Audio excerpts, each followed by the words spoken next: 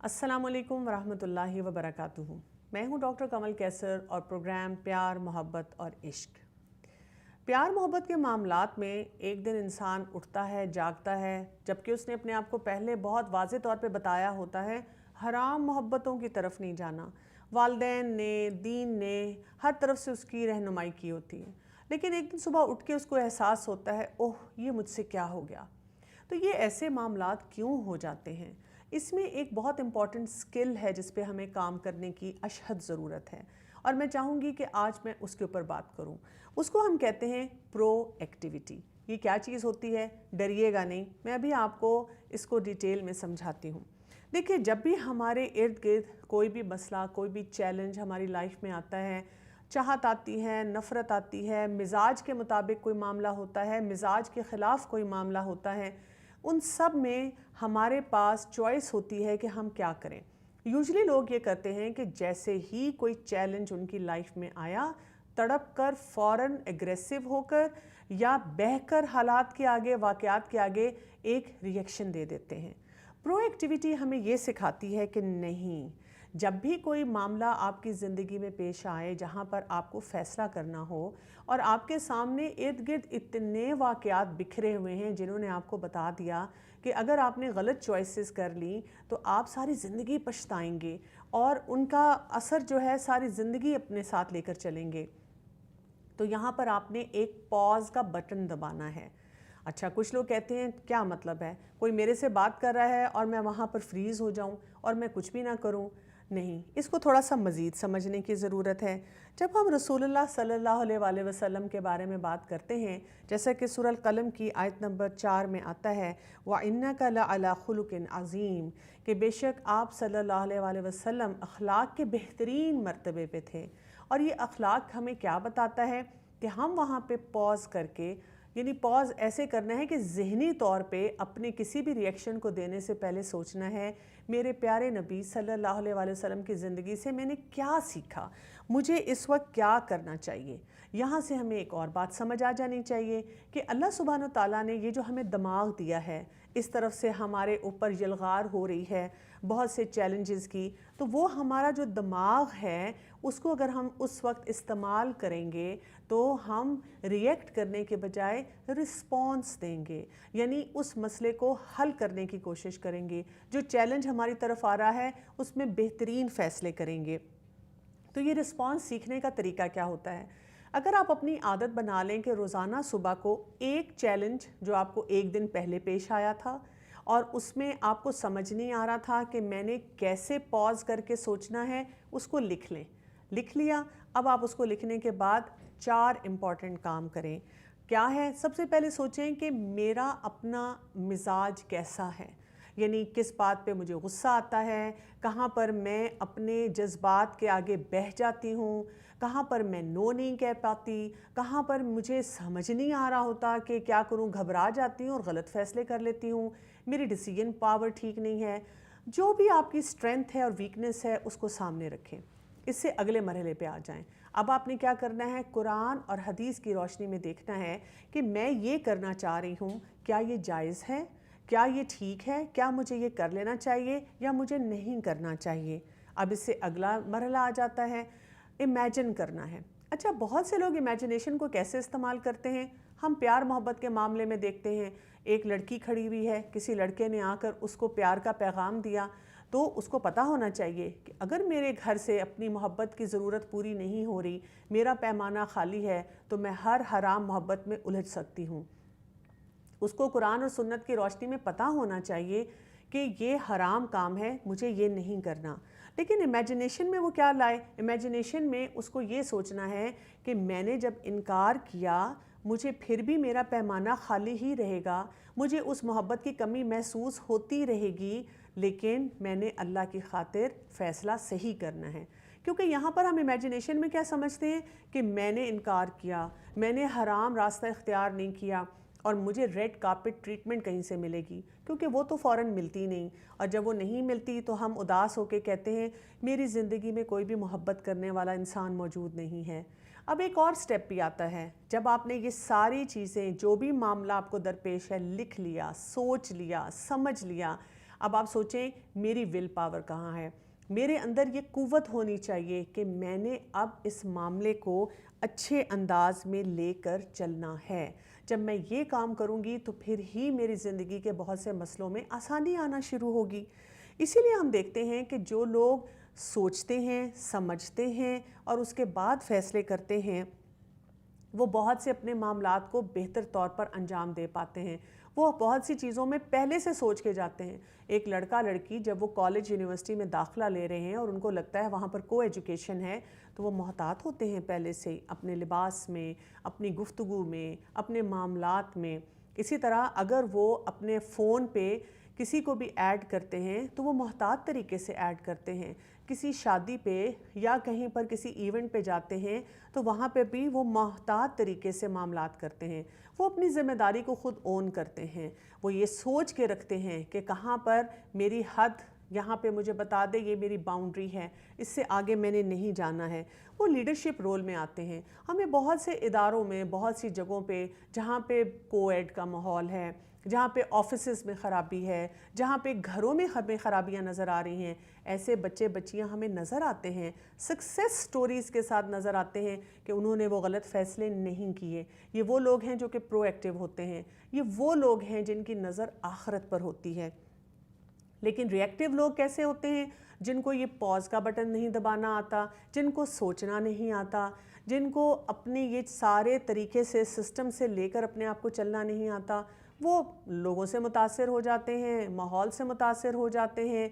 एक जुमला किसी ने बोल दिया आई लव यू, एक नंबर किसी ने पास कर दिया, एक मुस्कुरा के देख लिया, एक फ्रेंड रिक्वेस्ट भेज दी, बस वहीं पे वो ढह जाते हैं। इसी तरह से वो अपना इन्फ्लुएंस नहीं डाल सकते। वो ये तो उस शख्स को कह सकते हैं कि देखो ये हराम काम है, हमें अपने वालिदैन को धोखा नहीं देना चाहिए, लेकिन इससे बियॉन्ड उनको समझ ही नहीं आती। अगर दूसरा इंसान कोई उनको ऐसी दलील दे दे जो कि सतही तौर पे बहुत लॉजिकल लग रही हो, वो उसमें उलझ कर रह जाते हैं। और ये वो लोग होते हैं जो ज़िम्मेदारी का कोई भी एहसास नहीं रखते। तो जो लोग प्रोएक्टिव होते हैं और सोच समझ कर अपने फ़ैसले करते हैं, उनका बड़ा हेल्दी एटीट्यूड होता है हर चीज़ की तरफ।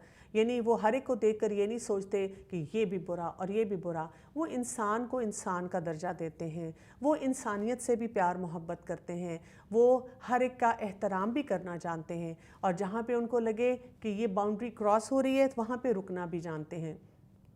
उनके टाइम मैनेजमेंट स्किल्स भी बहुत स्ट्रॉन्ग होते हैं और वो अपने मकसद को दुनिया के लिए और आखिरत के लिए सही तौर पर लेकर चलते हैं।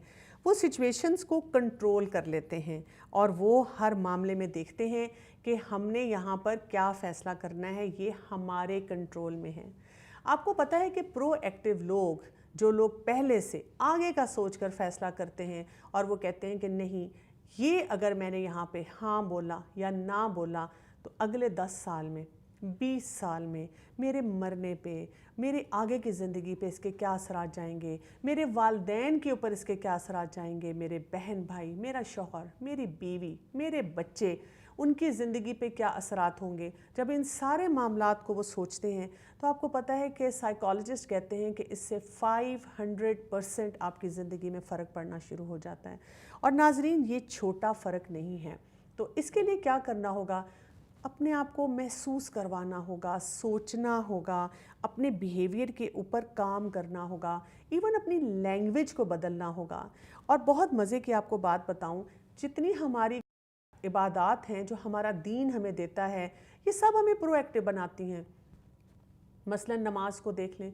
नमाज हम क्यों पढ़ते हैं? हम इसलिए पढ़ते हैं कि हमने अपने रब को राज़ी करना है। हम इसलिए पढ़ते हैं कि दुनिया हमारी बेहतर होगी और आखिरत भी बेहतर होगी।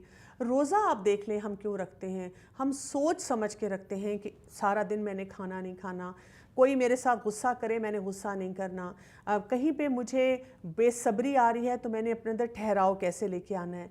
ज़कात में भी हमारी प्रोएक्टिविटी आती है कि हम अपने मामलात को सोच समझकर तमाम तरीके से जो है वो हल करते हैं। तो प्रोएक्टिव होने के बारे में सोचिएगा और गौर करिएगा। लेकिन यहाँ पर बात ख़त्म नहीं हो जाती।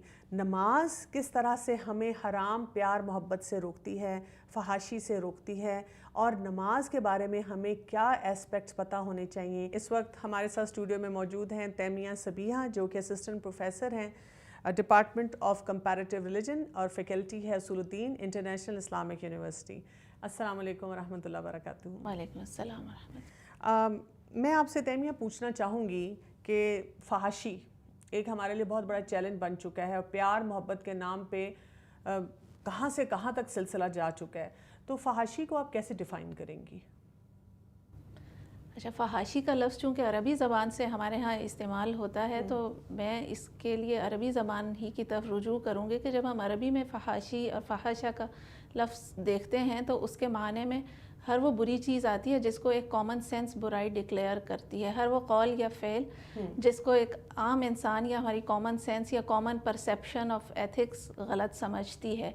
اور کوئی بھی انسان یہ پسند نہیں کرتا کہ اس کو سب کے سامنے کیا جائے. وہ زبان کے استعمال سے کی جانے والی کوئی برائی ہو سکتی ہے, جس طرح جھوٹ بولنا, خواہ وہ مسلم ہو نان مسلم ہو کسی بھی لیول کا ہو, لیکن اگر وہ انسان اپنی فطرت پر قائم ہے تو وہ جھوٹ کو ایک برائی سمجھتا ہے. اسی طرح ہاتھ اور پیر سے انجام دیے جانے والے وہ برائیاں یا ایسے افعال جو کسی کے سامنے کرنا پسند نہیں کرتا, جس طرح چوری کرنا ہے, گالم گلوچ کرنا ہے, لڑائی جھگڑا کرنا ہے, وہ پسند نہیں کیے جاتے. یہ سب فحاشی کے زمرے میں داخل ہوتے ہیں. اور پھر اس سے آگے بڑھ کے کہ ہم میں جو شریعت نے اوامر و نواہی دیے ہیں کہ جہاں شریعت نے ہمیں مخصوص کیا ہے کہ یہ کام نہیں کرنا یا یہ کام کرنا ہے, اگر اس کی کوئی خلاف ورزی کر رہا ہو تو وہ فحاشی کا ایک بڑا درجہ ہو جاتا ہے. کہ مثلا جس ہمیں سطر ڈھانپنے کا حکم دیا اور اگر ہم سطر کو نہیں ڈھانپتے وہ ایک فحاشی کے زمرے میں جانے والی چیز ہے. تو اسی طرح سے ٹھیک ہے. تو آج کل کے دور میں آپ کو کیا لگتا ہے کہ کون سی فحاشی کے اشکال جو ہیں ہمیں بہت زیادہ اپنی سوسائٹی میں نظر آتی ہیں؟ اچھا, جب اس کے ذرا لارجر اسپیکٹ میں دیکھیں تو ہم یوں لگتا ہے کہ ہماری سوسائٹی اپنی اصل سے بہت دور جا رہی ہے مختلف اسپیکٹس میں. زبان کے استعمال میں ہم بہت لوز ہو چکے ہیں. ہم نہیں خیال کرتے کہ ہمیں کیسی زبان بولنی چاہیے. وہ زبان جو نبی صلی اللہ علیہ وسلم نے ہمیں سکھایا کہ اپنی زبان اور شرمگاہ دو چیزوں کی حفاظت کرو. اگر تم مجھے ان کی ضمانت دیتے ہو تو میں تمہیں جنت کی ضمانت دیتا ہوں. کہ وہ چیز جو تمہارے دو دانتوں کے درمیان ہے اور وہ چیز جو تمہاری دو ٹانگوں کے درمیان ہے. مجھے اس اسپیکٹ سے لگ رہا تھا کہ فحاشی کو ہم اس سے ریلیٹ کر کے دیکھیں تو ہم بے اعتدالی بھی انہی جگہوں میں کرتے ہیں. ہم زبان کے استعمال میں اپنے معاشرے میں بہت لاپرواہ واقعہ ہوئے ہیں کہ ہم نہیں سوچتے کہ ہم کسی کی دل آزاری کر رہے ہیں, ہم کسی کا دل دکھا رہے ہیں, یا ہم کوئی غلط بات منہ سے نکال رہے ہیں, جھوٹ بول رہے ہیں, بددیانتی کی بات کر رہے ہیں, غلط بیانی کر رہے ہیں, یا گالم گلوچ لڑائی جھگڑا سب کچھ. آپ دیکھیں کہ حرام محبتوں میں بھی یہ ایلیمنٹس بہت زیادہ ہوتے ہیں کہ وہی بات ہے کہ جھوٹ بھی بولا جا رہا ہے, گالم گلوچ ہو رہی ہے, اور اس طرح کے جو بہت سارے ایلیمنٹس آتے ہیں. اور حلال محبتوں میں بھی ہم اسی طرح لوگوں کا دل توڑتے ہیں جہاں پہ جھوٹ بول رہے ہیں اور بد زبانی کر رہے ہیں, وعدہ خلافی کر. جی بالکل, وعدہ خلافی بھی ہو رہی ہے. تو نماز کا فحاشی کے ساتھ کیا لنک آتا ہے جو ہمیں قرآن میں پتہ چلتا ہے؟ قرآن میں 21ویں پارے کے آغاز ہی میں اللہ تعالیٰ نے فرمایا ہے کہ اتلو ما اوحی الیک من الکتاب واقم الصلاۃ, اور پھر ادھر فرمایا کہ ان الصلاۃ تنہی عن الفحشاء والمنکر, کہ اللہ نے حکم دیا انسان مومنین کو کہ وہ تلاوت کریں اس کتاب کی جو ان کی طرف بھیجی گئی ہے اور نماز کو قائم کریں. اور پھر اس نماز کی یہ صفت بیان کی کہ یہ نماز فحشاء اور منکر دو چیزوں سے روکتی ہے, فحاشی بے حیائی کے کاموں سے اور منکرات برائیوں سے روکتی ہے. تو فحاشی کا مفہوم تو جیسے میں نے پہلے بھی بتایا کہ ہر وہ چیز چاہے وہ زبان سے کہی جائے یا فعل سے کی جائے جس کو عقل سلیم گوارا نہیں کرتی, اور منکر اس سے بھی زیادہ اسپیسیفک ہے کہ جس کو شریعت نے منع کر دیا ہے وہ برائیاں کرنا.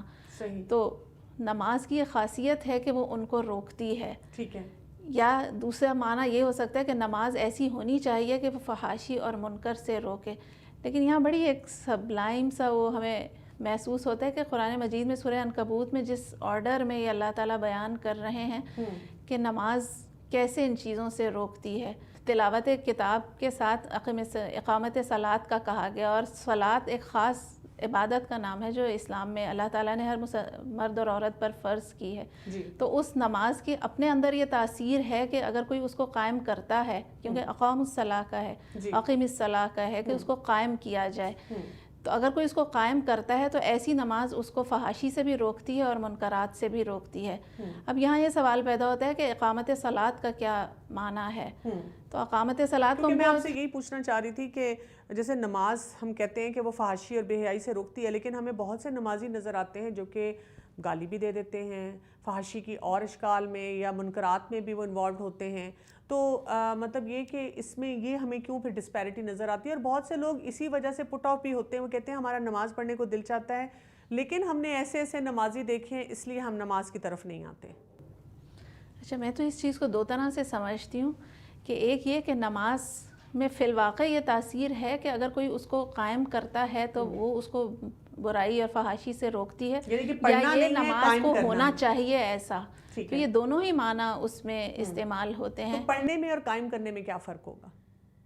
ہاں، یہ بہت اہم بات ہے کیونکہ ہم عام طور پہ عقیم صلاۃ کا ترجمہ کر دیتے ہیں کہ نماز پڑھیں، اور نماز پڑھنے کے مطلب بس کھڑے ہوں اور رکوع سجدے کر کے فارغ ہوں. یعنی کہ آپ پڑھ رہے ہیں نماز اور سوچ کچھ اور رہے ہیں. جی، لیکن اقامت صلاۃ کا مفہوم اس سے بہت زیادہ ہے.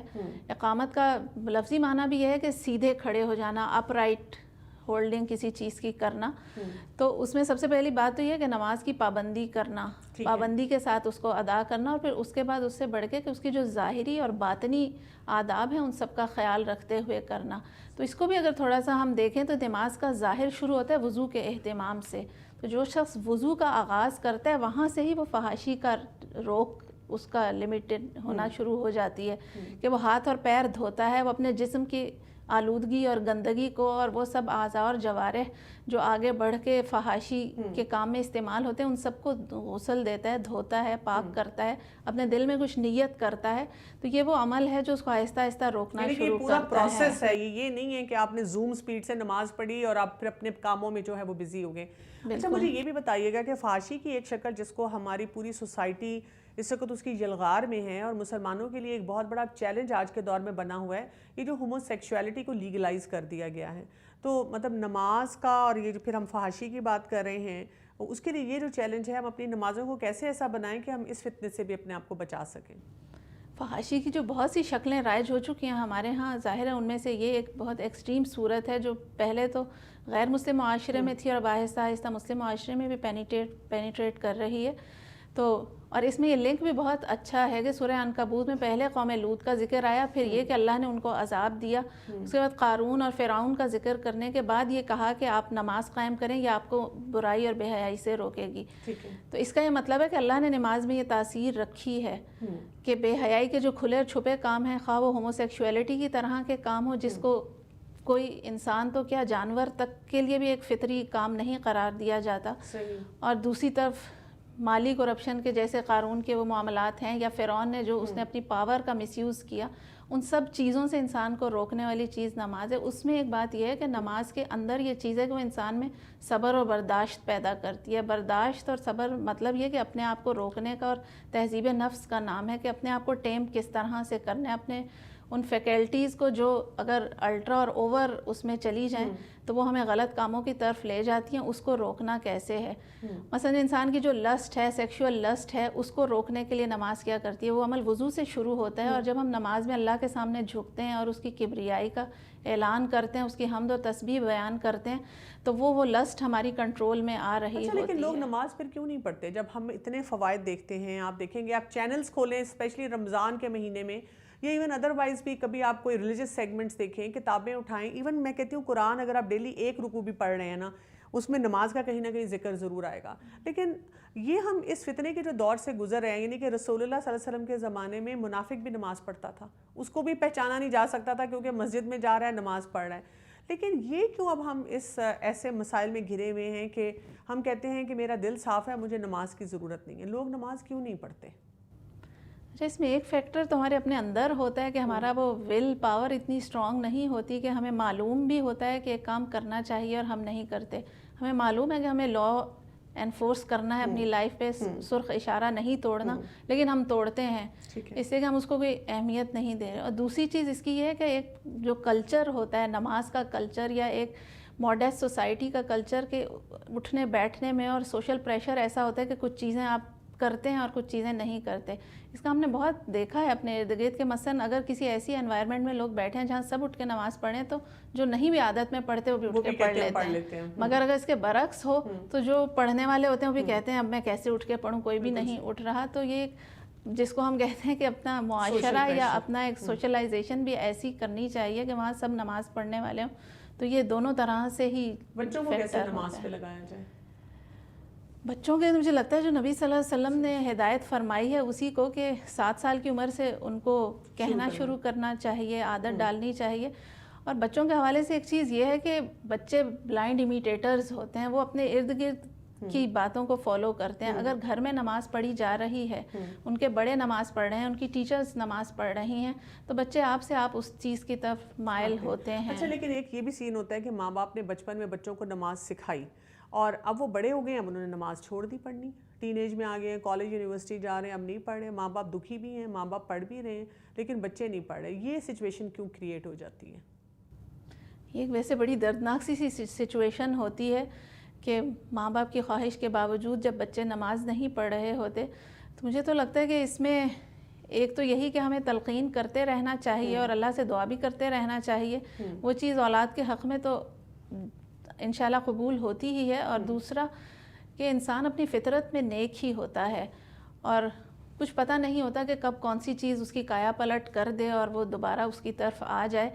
تو اور ان کہنے کے علاوہ تذکیر کا جو پہلو ہے کہ نماز کو بھی ذکر کہا گیا کہ وہ بار بار ری انفورس کرتی ہے اللہ سے تعلق کو، اسی لیے وہ ہمارے لیے ایک روک بن جاتی ہے برائیوں کے معاملے میں کہ اگر ہم نہیں بھی کر رہے تو اس کا امکان ہے کہ کبھی وہ ہمیں روک کے واپس ٹریک پہ لے آئے. اچھا، فحاشی کی جیسے آپ نے اتنی شکلیں بتائی ہیں نا، تو ہم بہت انسینسٹیو ہو جاتے ہیں. دیکھیں نا، ہر دوسرا انسان جھوٹ بول رہا ہے، ہر دوسرا انسان لوز ٹاک کر رہا ہے. اور پھر وہی بات ہے، لباس کی شکل میں دیکھ لیں، باقی معاملات کی شکل میں دیکھ لیں. مطلب امیجن نہیں کیا جا سکتا. میرے ساتھ پرسنلی ایک دفعہ ہوا کہ میں جا رہی تھی ڈرائیو کر کے اور غلطی سے میری گاڑی لگی کسی کو. تو میں پہلے وہی بات ہے، شیطان کہتا ہے چلی جاؤ، پھر میں نے کہا نہیں رکنا چاہیے. میں رکی، میں اتری، میں نے افسوس کیا، سوری بولا. اور وہ شخص جو تھا، جب میں اس کو پیسے دینا چاہ رہی تھی کہ آپ کا جو بھی لاس ہوا ہے آپ وہ لے لیں، تو اس شخص نے انکار کیا. وہ اپنی جگہ پریشان کھڑا تھا کہ میں افسوس کر رہی ہوں، اس سے سوری بول رہی ہوں، اور میں اتنے شوق میں کھڑی تھی کہ وہ انسان مجھے مس یوز نہیں کر رہا.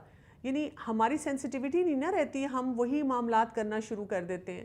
تو اپنے آپ کو کیسے انسان سینسٹیو رکھے کہ کہیں پہ بھی کوئی فحاشی کا ایلیمنٹ ہے، میں ہائی الرٹ پہ رہوں کہ میں نے یہ کام نہیں کرنا. اچھا، اس میں بھی نبی صلی اللہ علیہ وسلم کی وہ روایت بہت مجھے لگتی ہے کہ ہمارے لیے آل ٹائم پرنسپل ہے کہ جس میں انہوں نے فرمایا کہ اگر تم کوئی منکر یا برائی ہوتا دیکھو تو اس کو اپنے دل میں برا جانو، اور یہ ایمان کا ادنا درجہ ہے. اور پہلا یہ تھا کہ ہاتھ سے روکو، اور اس سے ہے کہ اگر تم استطاعت رکھتے ہو تو اس کو اپنی زبان سے برا کہو، اور یہ متوسط درجہ ہے. اور سب سے اعلیٰ درجہ یہ ہے کہ اس کو اپنے ہاتھ سے روک دو. ٹھیک ہے، یعنی کسی نہ کسی لیول پہ آپ اس کو بتاتے رہیں اپنے آپ کو کہ یہ ٹھیک نہیں ہے، اور سوسائٹی میں بھی اس ویلیو کو یہ بہت اہم بات ہے کہ ہم اس کو کہتے رہیں اور اپنے ارد گرد اس کی تلقین کرتے رہیں، اور کچھ ایسی کوشش ضرور کرتے ہیں. جس طرح آپ نے پرو ایکٹیویٹی کی بات کی تھی، تو پرو ایکٹیو رہنا، ہو سکتا ہے ایک سٹیپ پر ہم اس پر عمل نہیں کریں، لیکن اس کا امکان رہتا ہے کہ ہم کہتے کہتے اس کو کرنا شروع کر دیتے ہیں.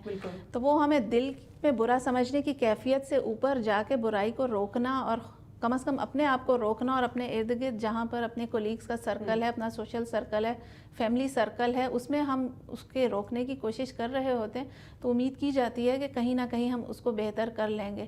اس میں وہ نبی صلی اللہ علیہ وسلم سے جو آپ حضرت ابو ہریرہ نے یہ روایت کیا کہ لوگوں نے کسی شخص کی شکایت کی اور آپ کے پاس آ کے کہا کہ فلاں شخص تو تہجد کی نماز پڑھتا ہے اور اس کے بعد چوری کرتا ہے. تو نبی صلی اللہ علیہ وسلم نے فرمایا کہ اس کی نماز اس کو روک دے گی چوری سے. میں یہی آپ سے پوچھنا چاہ رہی تھی اب آگے کہ اگر مطلب مجھ سے کوئی ایک شخص اگر پوچھتا ہے کہ جی مجھ سے تو گناہ نہیں چھٹ رہا. بہت سی بچیاں مجھے آ کے کہتی ہیں کہ ہم ابھی پراپرلی کور نہیں کرتے، ہیڈ کور نہیں کرتے، اس طرح کا ڈریس ہمارا نہیں ہوتا، ہمارا ابھی ویسا ہی ہے جیسے سب بچیاں یہاں پہنتی ہیں، لیکن ہم سمجھتے ہیں کہ ہمیں نماز پڑھنی چاہیے. کوئی نہ کوئی ہمیں آ کے کہہ دیتا ہے کہ مت پڑھو، کیا فائدہ تمہاری ایسی نماز کا، تمہارا لباس تو ٹھیک ہوا نہیں، گفتگو ٹھیک ہوئی نہیں، یا یہ کہ تم کسی حرام ریلیشن شپ میں پڑی ہوئی ہو. تو وہ پوچھتی ہیں کہ کیا ہم نماز چھوڑ دیں؟ پھر ہم سے نہیں، ہم تب پڑھیں جب ہم نیک ہو جائیں گے. نہیں، میں تو سمجھتی ہوں کہ یہ بات نہیں ہے. ظاہر ہے جو نیکی کا کام ہم کر رہے ہیں وہ تو کرنا چاہیے، اور جس طرح ہمیں اس حدیث سے بھی معلوم ہوتا ہے کہ نماز میں یہ خاصیت ہے کہ وہ برائی سے روک دیتی ہے، تو ہمیں نماز کو تو پڑھتے ہی رہنا چاہیے کہ کبھی نہ کبھی وہ ہمیں ٹھیک کر ہی دے گی. اور دوسری بات کہ ہمیں جو یہ آر دلانے کا ایک پایا جاتا ہے ہماری سوسائٹی میں، مجھے تو وہ بھی چیز لگتا ہے کہ وہ دعوت کو اور ایک صحیح چیز پر قائم رکھنے میں رکاوٹ بن جاتی ہے بعض اوقات، کہ کوئی انسان کسی ایک چیز میں ٹھیک ہو رہا ہے تو وہاں تو اس کو کرتے رہنا چاہیے، اس کی حوصلہ افزائی کرنی چاہیے کہ تم بہت اچھا کام کر رہی ہو۔ اور نماز کا ایک اور پہلو جو بہت اہم لگتا ہے وہ یہ کہ نماز کا کانسیپٹ ہر ریلیجن میں موجود ہوتا ہے، یعنی نماز جو بندے اور اللہ کا تعلق ہے، خالق اور مخلوق کا تعلق ہے، وہ تعلق کو ہر مذہب نے کسی نہ کسی شکل میں باقی رکھا۔ جب ہم بدھزم کو دیکھتے ہیں تو وہاں ایک ایکسٹریم شکل موجود ہے کہ نیگیشن آف سیلف کی، اور پھر اس کے بعد خالق سے یا جو بھی ہے اس سے تعلق کی۔ اور ہم دیکھتے ہیں کہ بدھزم میں ہی اخلاقیات پہ بہت زیادہ زور دیا جاتا ہے، اور فحاشی سے رکنے پر، شراب نوشی سے رکنے پر، اور مطلب جو بھی ان کا وہ ہے۔ تو مجھے یہ لگ رہا تھا کہ جب ان مذاہب میں بھی اتنی اہمیت دی جا رہی ہے اس ریلیشن شپ کو، میڈیٹیشن اور اس طرح کے فوکس پہ بہت بات ہوتی ہے۔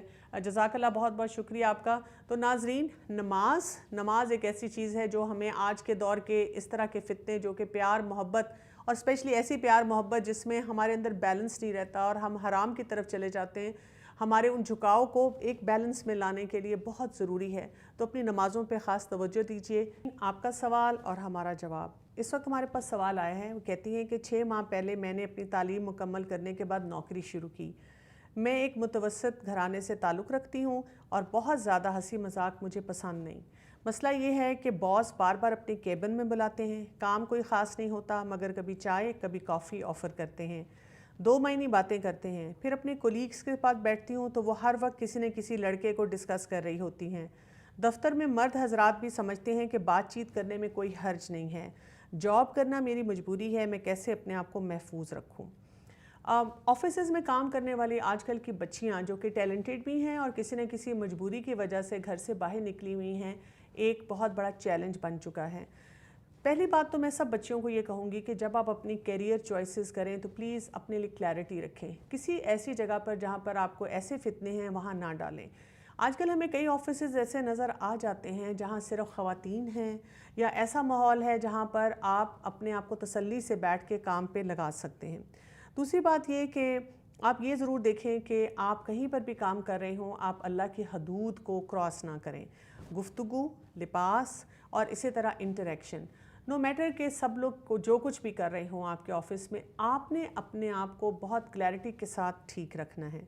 پھر اسی طرح سے آپ نے یہ بھی دیکھنا ہے کہ اگر آپ کو کوئی ای میل کرنی ہے، کوئی آپ کا واٹس ایپ گروپ ہے، کوئی اسنیپ چیٹ ہے، ٹویٹر ہے، اور آپ کو آفس کے کاموں میں کسی میل کے ساتھ انوالو ہونا ہے، تو پلیز وہاں پر آپ اپنے کسی بھی محرم کو ساتھ رکھیں۔ یعنی آپ کی میل میں سی آپ کے والد، بھائی، شوہر کسی کو جانی چاہیے تاکہ آپ کے لیے مسائل کم آگے آئیں۔ کوئی میٹنگ اکیلی نہ کریں۔ آپ پہلے سے آفس میں ان کو بتا دیں کہ میٹنگ کے لیے میں آپ سے درخواست کروں گی کہ کوئی نہ کوئی اور تھرڈ شخص بھی وہاں پر موجود ہو۔ اسی طرح ایک اور چیز بھی یاد رکھیں، جب ہم کہتے ہیں کہ ہماری دنیا کی بہت بڑی مجبوری ہے، ہم کبھی بھی یہ نہ بھولیں کہ رازق اللہ سبحانہ و تعالیٰ ہے۔ اور آپ دیکھیں کہ اللہ تعالیٰ نے آج کے دور میں ہمیں کتنے اور ایسے راستے دیے ہیں جس یہاں سے ہم، اگر ہمارے پاس کوئی فائنینشیل چیلنج ہے تو ہم اس پہ بھی کام کر سکتے ہیں۔ کتنی ایسی فیلڈز ہیں جس میں لوگ آن لائن کام کر رہے ہیں، تاکہ آپ کی ایسی انٹریکشن ہو ہی نہ، یا آپ کو ایسا جو چیلنج ہو آپ اس کو آسانی سے ڈیل کر سکیں۔ اسی طرح ہم دیکھتے ہیں کہ خواتین گھروں میں رہ کر اپنے پارلرز رن کر رہی ہیں، اپنے بوٹیکس رن کر رہی ہیں، اور اس قسم کے بہت سے کامیاب بزنس کر رہی ہیں۔ انٹرپرینورشپ کے جو کانسیپٹ نے خواتین کو بہت سی ایسی چیزیں جو ہیں وہ سکھا دی ہیں۔ تو یہ تمام چیزیں ہیں جو آج کے دور کے جب چیلنجز ہیں تو اس میں ہمارے پاس بہت سی ایسے اینگلز یا ایسی چیزیں ہیں جن کے ذریعے ہم سوچ سکتے ہیں اور اپنے لیے بہت سی آسانیاں بھی لا سکتے ہیں۔ تو یہ تھا ہمارا سوال اور جواب، لیکن یہاں پہ ہمارا آج کا معاملہ اور آج کا سلسلہ ختم نہیں ہو رہا، بلکہ ہمارے ساتھ ایک بہت اسپیشل مہمان موجود ہیں ویڈیو بیپر پر، جو کہ کسی تعارف کے محتاج نہیں ہیں اور اسلامک آن لائن یونیورسٹی کے فاؤنڈر ہیں، اور جہاں سے بہت پوری دنیا میں اسٹوڈنٹس جو ہیں بہت سے ایسے کورسز کر کے مستفید ہو رہے ہیں۔ السلام علیکم ورحمۃ اللہ وبرکاتہ۔ Sheikh, I would like to ask you that it's a human nature to be caught up in the love of sin, and that is why many a times we have haram interactions because we have craving for this love, and we look up to all those places where we can find love. So when it comes to love of Allah subhanahu wa ta'ala, this is a big challenge for us. and Allah has to be more beloved to us than all the unseen loves. How do we work around our faith on unseen? Well, we are created in a material world, and it is natural for us to be most attached to what is visible, what we can hear, see, touch, smell, feel. It's natural for us to have these greater attachments. We come into the world as a child, and it's a physical world around us. And all of our experiences tend to be focused in the material world. And it's really only religious guidance which is going to develop in that child a spiritual sense. Or when the child grows up, even though he or she may come from a secular background, a non-religious background, that their experiences might cause them to reflect and to think that there must be more to this world than just the material which we live in the midst of. So it may be this way or that way.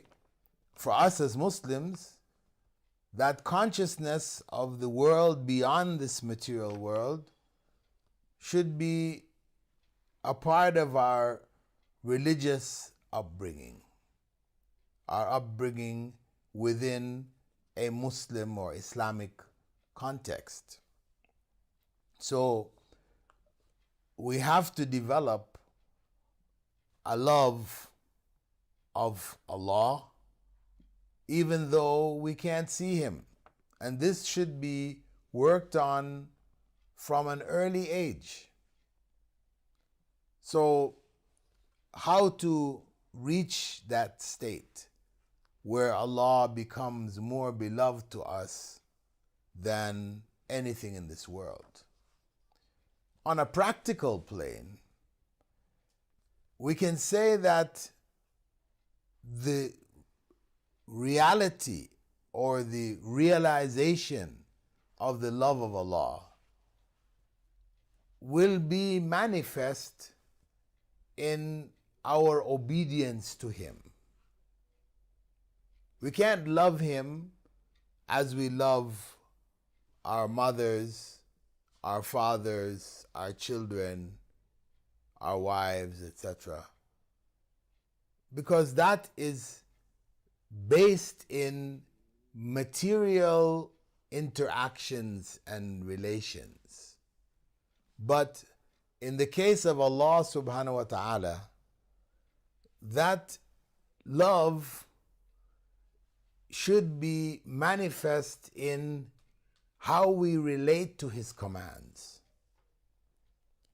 And that is why in the Quran, Allah had said, "In kuntum tuhibbun Allah," if you truly love Allah, "fattabi'uni yuhbibkum Allah," follow me, not me, but Prophet Muhammad ﷺ, who is conveying these words of Allah. Follow me and Allah will love you.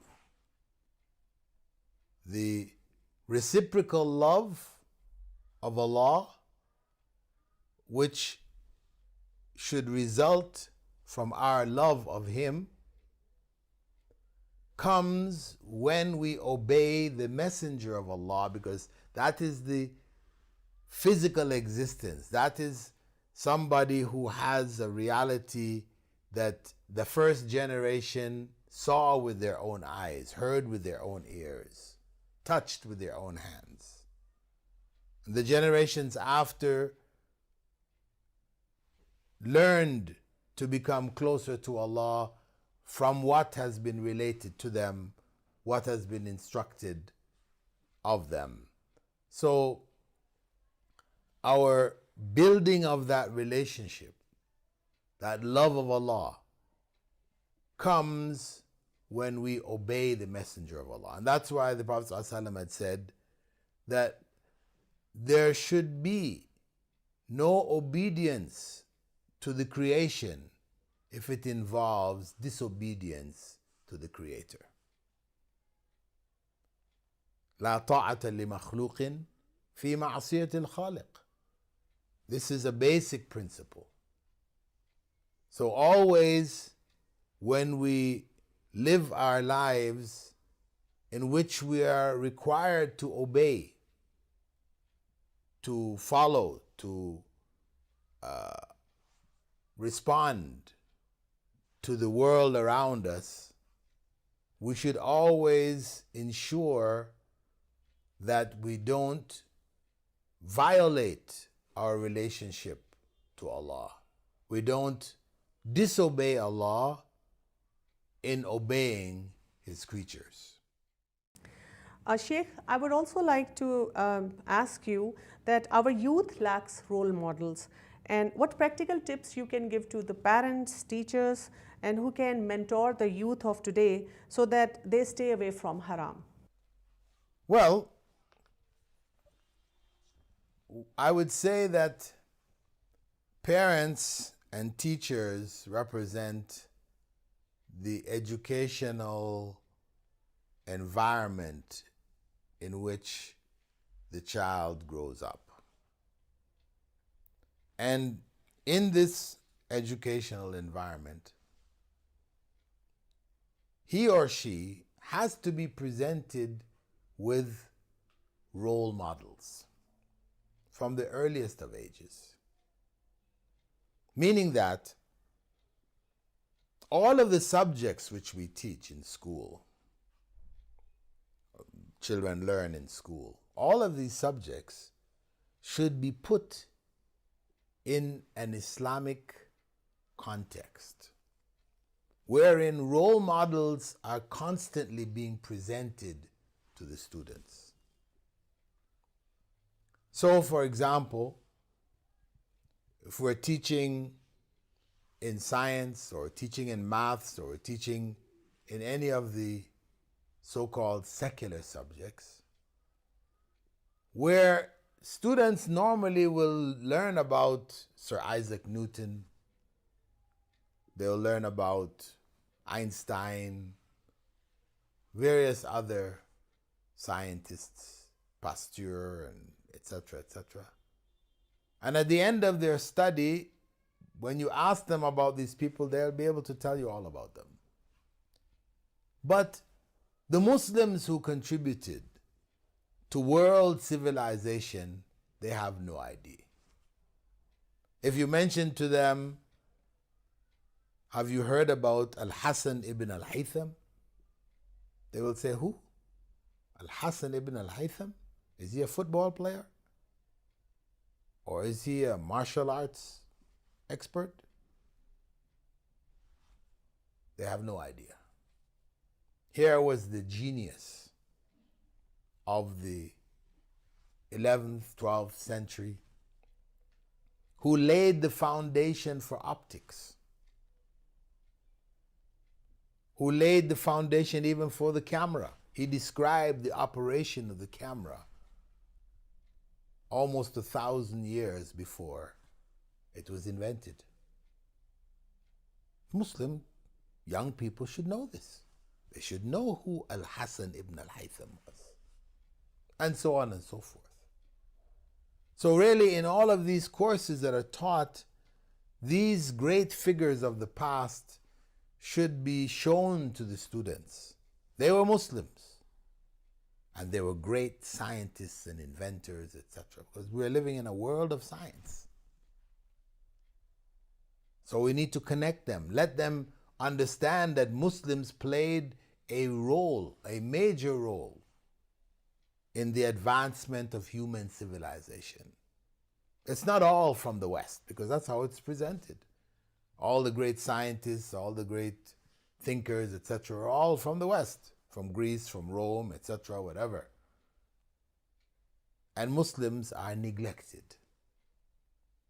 So we should take advantage of what is available to us.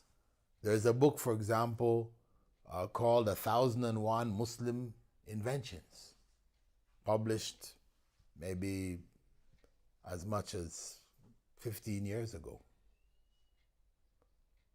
Find that book. There's a child's version of it and an adult version.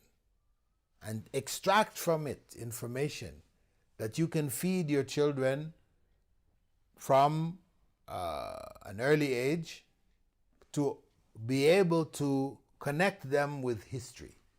Of course, within the Islamic history of Islamic leaders, adventurers, armies, cities, etc., around the world, we should take out classical figures, people like Salahuddin, Tariq ibn Jabal, etc., who did great works, who defeated the Crusaders, who led the liberation of Spain and the setup of a Muslim state there, and so on and so forth. We should be educating our children about those who contributed in the past so that they can identify great individuals who stand out as role models for them, and they were Muslims. So in this way, we can develop this awareness of what Muslims have contributed and be motivated. The youth can be motivated to want to do likewise. Jazakallah khairan Sheikh, I'm really grateful to you for sparing time for our program. जी नाज़रीन, आपने सुना कि अल्लाह की मोहब्बत को अपने दिल में, अपने सिस्टम में, अपने ख़ानदानों में राइज करने की और उसके बारे में गौर व फ़िक्र करने की कितनी ज़्यादा ज़रूरत है। तो इस पे तवज्जो दीजिए, अपनी इबादत को बढ़ाइए, अपनी प्रोएक्टिविटी पे काम कीजिए, नमाज़ों की इस्लाह कीजिए और अल्लाह से ताल्लुक़ को मज़बूत कीजिए। इजाज़त चाहूँगी। अस्सलामु अलैकुम व रहमतुल्लाहि व बरकातुहू।